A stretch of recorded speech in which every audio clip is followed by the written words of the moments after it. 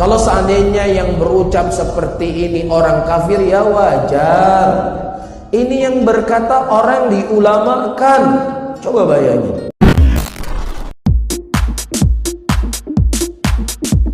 Barangkali untuk mengakhiri ini, Pak Gubernur, Pak Pendeta dan semuanya, saya sampaikan, di saat aku menggenggam tasbihku dan kamu menggenggam salibmu, di saat aku beribadah ke Istiqlal, namun engkau ke katedral, di saat bioku tertulis Allah Subhanahu wa Ta'ala dan biomu tertulis Yesus Kristus, di saat aku mengucap Assalamualaikum dan kamu mengucap Salam, di saat aku mengeja Al-Quran dan kamu mengeja Alkitabmu, kita berbeda saat memanggil nama Tuhan.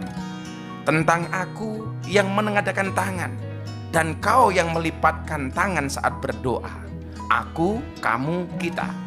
Bukan Istiqlal dan katedral yang ditakdirkan berdiri berhadapan dengan perbedaan namun tetap harmonis. Andai saja mereka memiliki nyawa, apa tidak mungkin mereka saling mencintai dan menghormati antara satu dan yang lainnya. Terima kasih, salam. Kalau seandainya yang berucap seperti ini orang kafir, ya wajar. Ini yang berkata orang diulamakan. Coba bayangin. Sadaqan nabiyuna sallallahu alaihi wasallam. Akhwafu ma akhafu alaikum a'immatul mudhillin.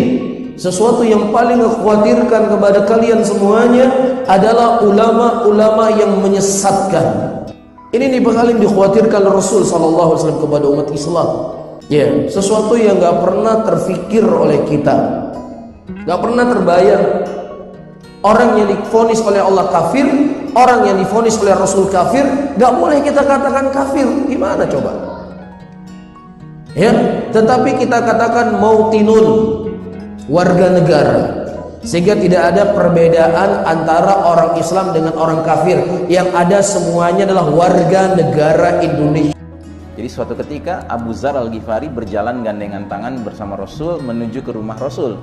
Tiba-tiba Nabi mengatakan, "Ghairud dajjalu akhwafu ala ummati minad dajjal." Ada selain Dajjal yang lebih kutakuti menimpa umatku. Kaget Abu Dzar mendengar ini. Karena Abu Dzar tahu hadis bahwa Dajjal itu fitnah yang paling dahsyat. Tahu-tahu Nabi bilang, ada selain Dajjal yang lebih kutakuti menimpa umatku. Langsung dia bertanya, ya Rasulullah, sesuatu yang lebih engkau takuti menimpa umatmu selain Dajjal itu apa? Kata Nabi, al-a'immatu al-mudillin, para imam-imam yang menyesatkan. Tafsirannya ada dua. Pertama, tafsirannya para penguasa yang tidak memimpin dengan petunjuk Allah dan petunjuk Rasul, satu. Dan kedua, para ulama su. Ya, ulama su itu lawannya ulama khair. Ulama khair itu ulama yang baik, ulama yang takutnya hanya kepada Allah dan antara ilmu dan amalnya kelop. Kalau ulama su itu ulama yang takutnya kepada selain Allah dan biasanya takutnya kepada tafsiran imam-imam menyesatkan yang pertama tadi, dan antara ilmu dan amalnya nggak kelop.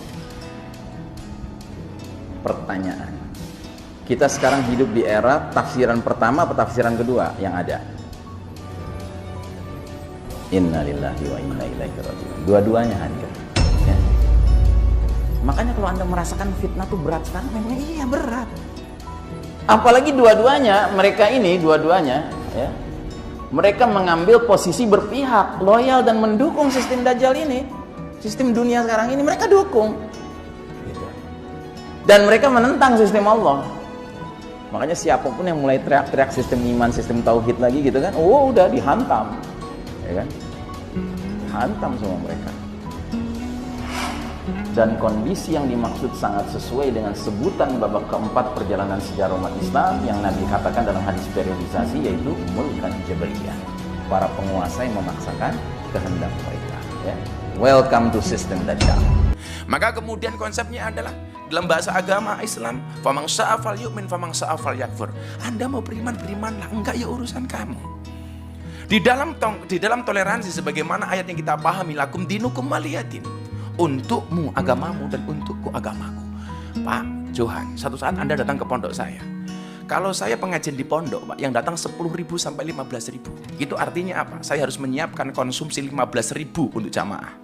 Dan bapak-bapak jemaat tahu siapakah yang membantu istri saya untuk masak? Kawan-kawan Nasrani. Siapakah yang bantu parkir? Muda-mudi Katolik. Maka kemudian banyak pejabat yang datang ke tempat saya, kecuali satu, Mas Anies kepending waktu itu.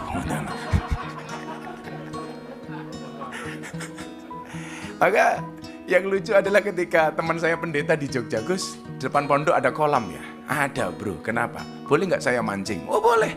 Akhirnya pendeta datang ke pondok saya, mancing di kolam depan pondok saya. Begitu masuk ke kolam renang, ke sawah, pendetanya bilang, Gus sorry, kaki saya korengan.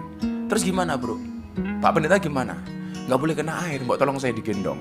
Akhirnya pendetanya saya gendong. Begitu saya gendong, pendetanya bilang, baru hari ini ada pendeta bisa naik haji. Wah, kan saya haji pak. Inilah. Akhirnya pendetanya saya lempar ke air. Biur, pendetanya protes, Gus kenapa saya dilempar ke air? Sorry pendeta, baru hari ini ada pendeta dibaptis sama Pak Haji. Saya bilang gitu. Begitu indahnya Indonesia ketika kemudian kita saling menghormati. Saya meyakini akidah memang tidak bisa kita campur. Tetapi ketika persoalan kebangsaan, persoalan kenegaraan, kita punya visi yang sama.